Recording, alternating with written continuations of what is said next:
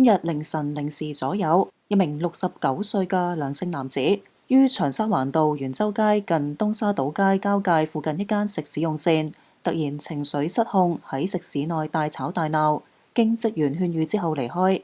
該男子其後折返，擊碎路邊一支光管，並手持一把木工鋸拍打食肆外嘅私家車，辱罵店內嘅職員，有途人見狀報案。多名警員接報之後趕抵，手持盾牌包圍該男子。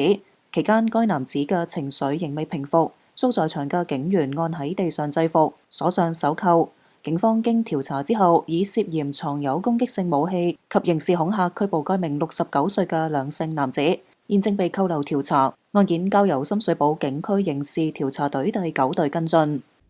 喂，睇完咪走住啊！記得 like 啦、subscribe 啦，同埋撳鐘仔先，撐我哋撐真相啊嘛〜